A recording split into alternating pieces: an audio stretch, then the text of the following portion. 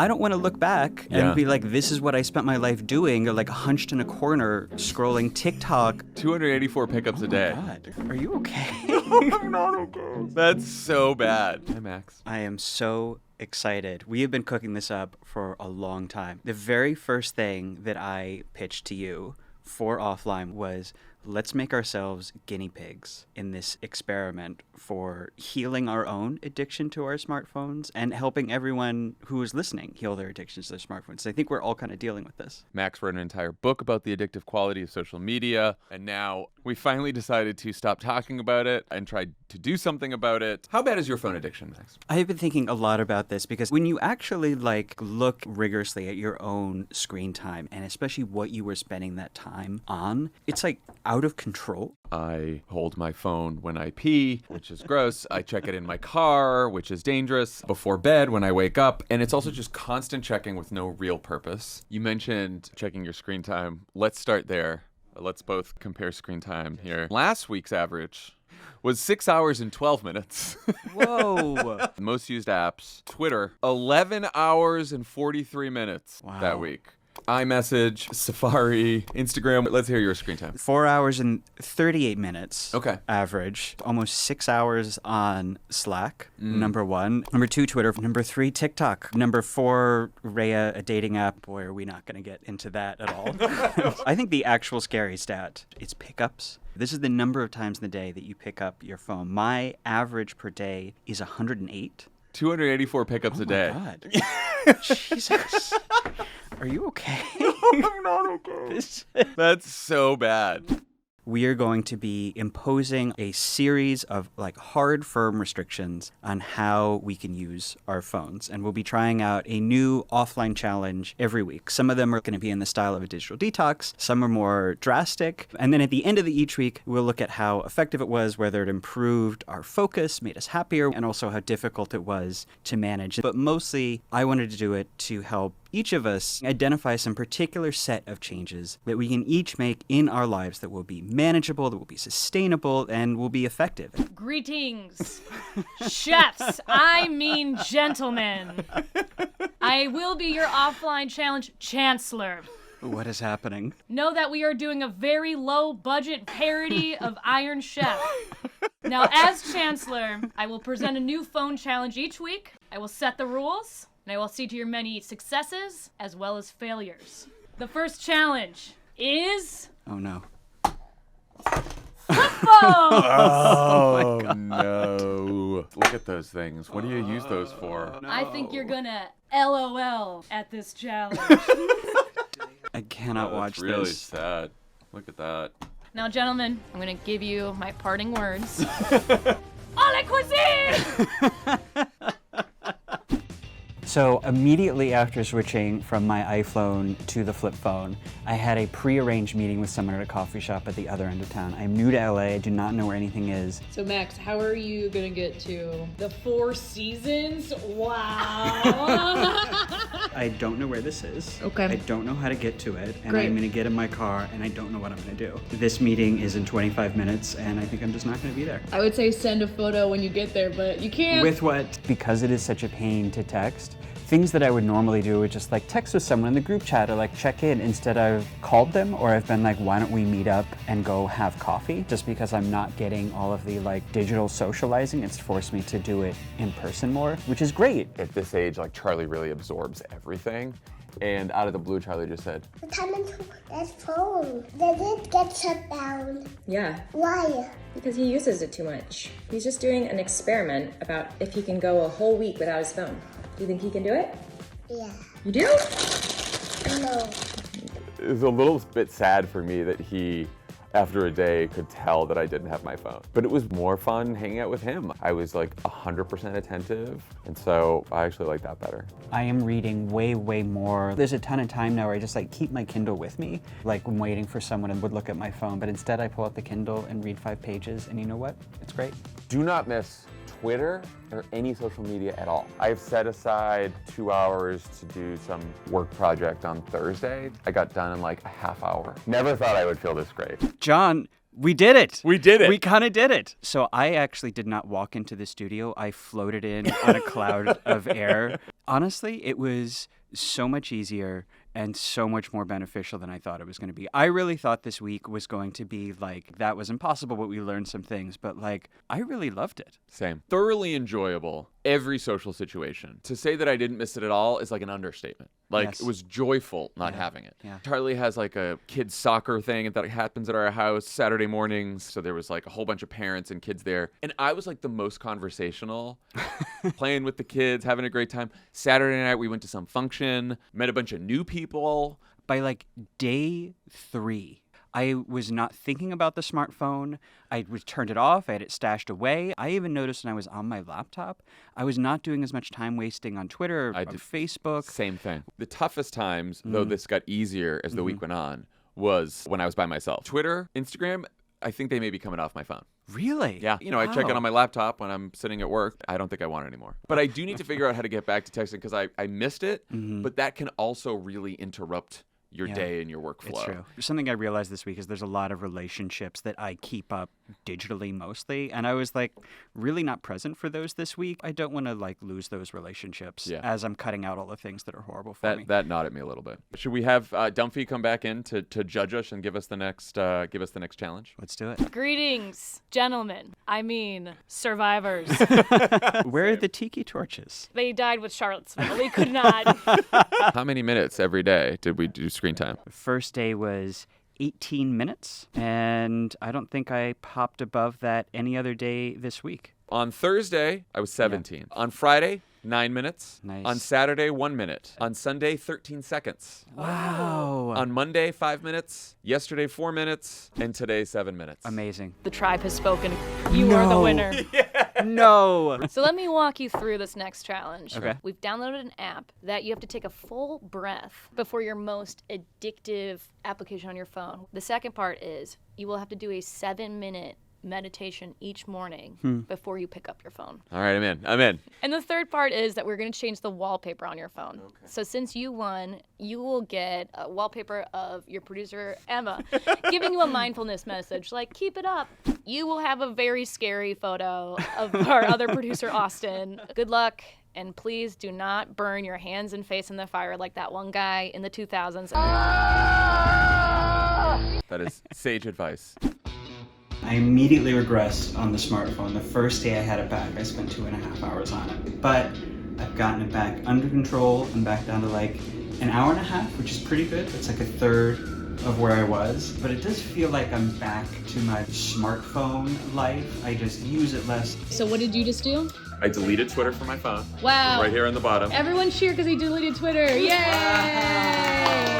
And I turned off notifications for everything except badges. So no more push notifications. And that's a namaste from Jon Favreau There we right go. here. Oh, Max!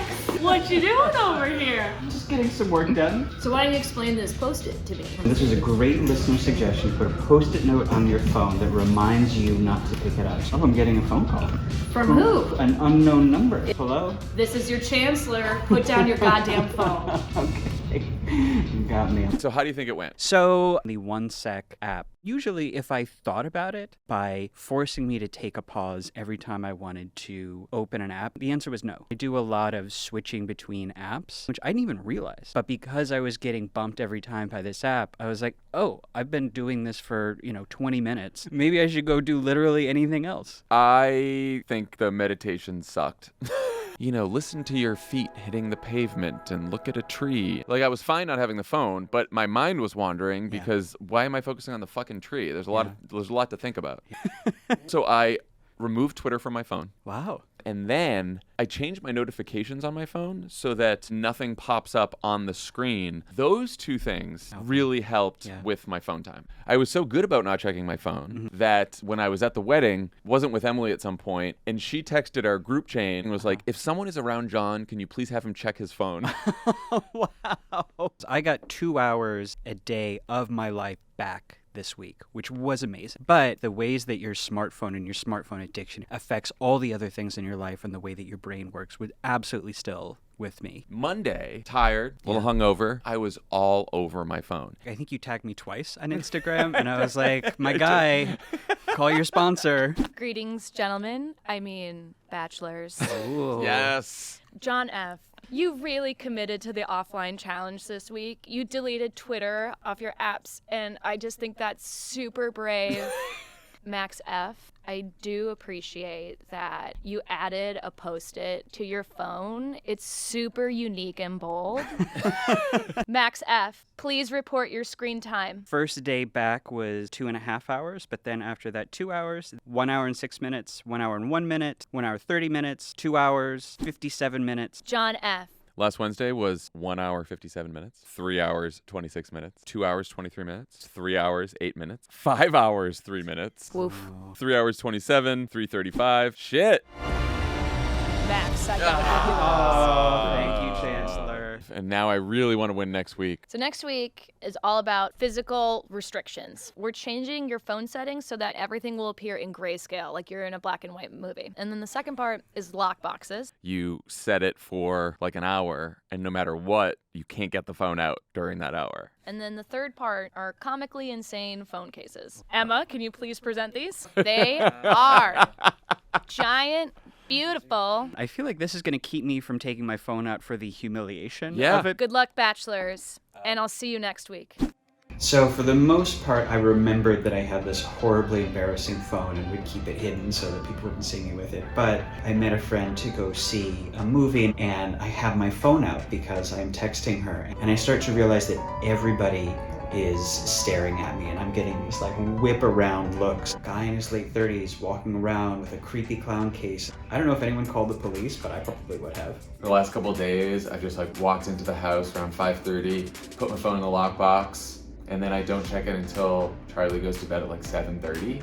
And those 2 hours are very nice. I get to spend time with Charlie and Emily, and I actually really like it and found it much easier than I thought I would. Favorite part of the challenge? Mm-hmm.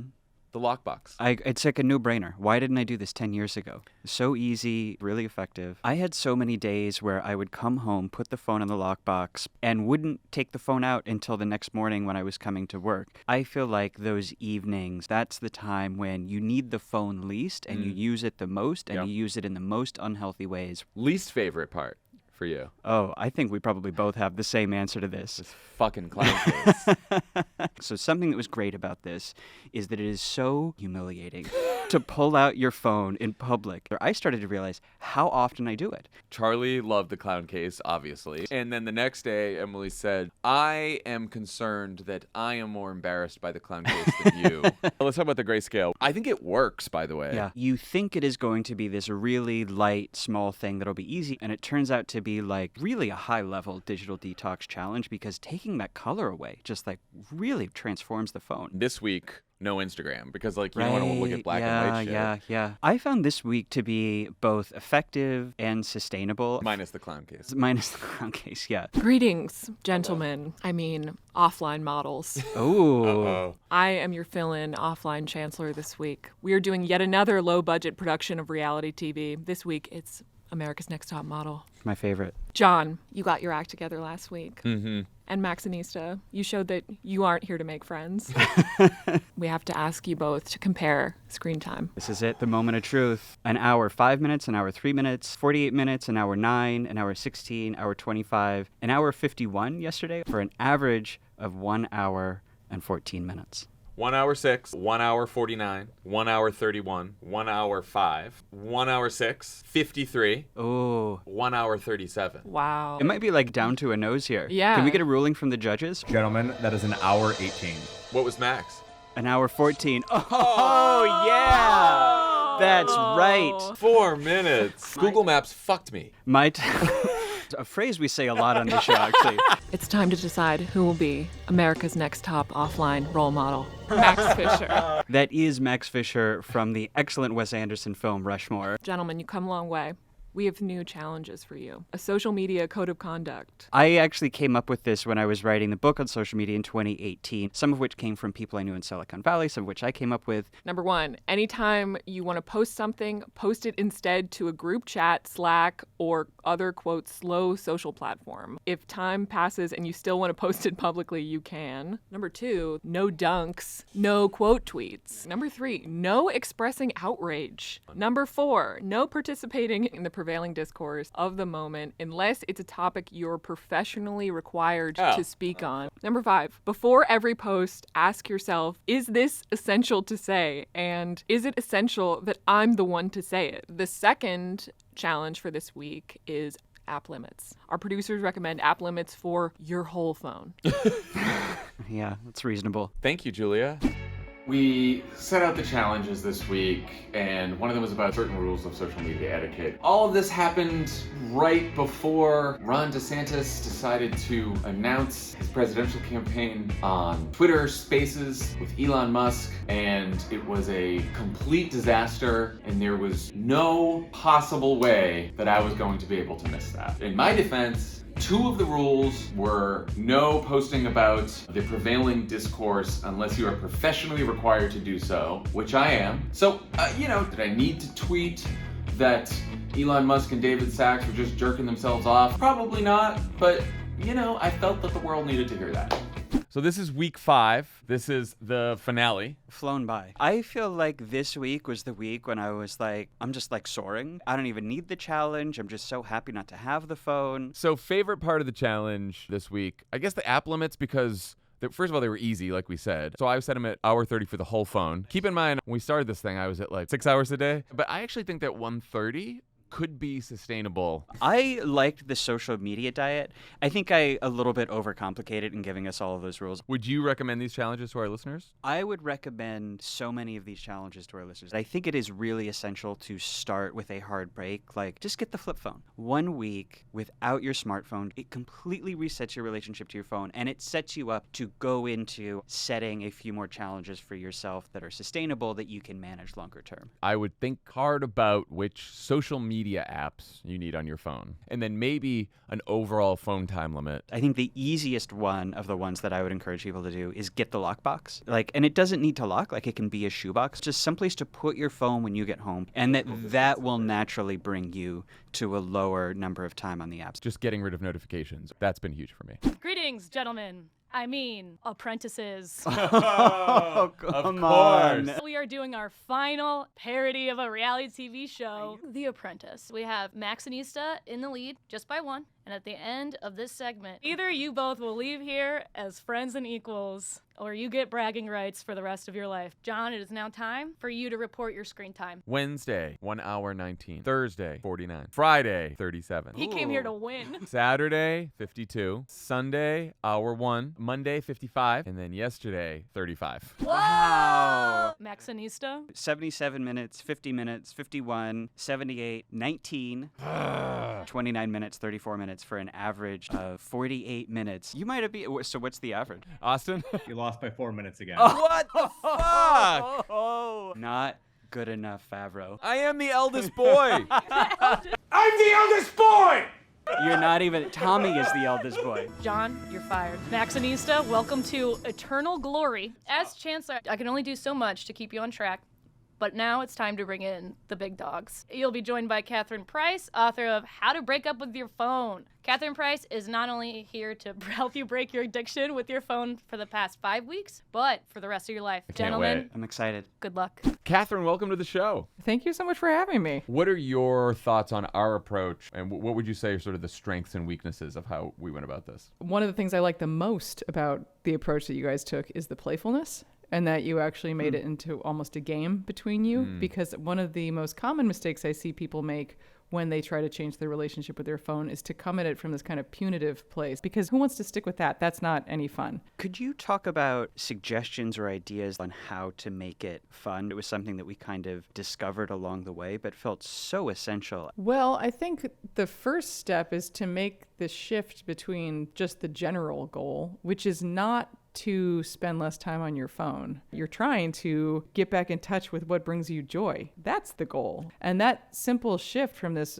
attitude of restriction to one of kind of expansion and joy, like that to me is the first step. And then once you have that, you start to actually make these changes not out of a sense of obligation, but more out of a sense of curiosity. Because one of the problems now is that we have gotten so used to allowing our time to be filled by whatever is on our phones that we have lost sight of how we want to fill our own time. Because like you can't break a habit, but you can change a habit. And the best way to change a habit is to figure out what your brain is after and then to give it an alternative. So I think it's very important to try to figure out alternatives and then make them as easy as possible. It seems like that is so important as the kind of final destination, is not as what are the set of like lockdowns I'm going to put on my phone to make it harder to use, but what's the thing I'm going to fill that time and space with. I think it's a really useful exercise for people to do is just jot down what are the things you say you want to do but you supposedly don't have time for. But you don't have to have these all be huge goals. And if you determine that, oh, I used to really enjoy reading, but I don't read anymore, that's great. So then find something you want to read and put it on your bedside table. And then put your phone in a different room while you're sleeping. If it's like where your phone used to be, there's now a book. It's a reminder that that was what you wanted to do and you've made it easy. You might just start with something as simple as reading a couple of paragraphs before bed, but it may lead to a truly life-changing shift in how you spend your time. Catherine, thank you so much for talking us through this. Max, thank you for making us do this offline challenge and coming up with a lot of this. You're both breaking up with your phone experts here. I'm proud to have benefited.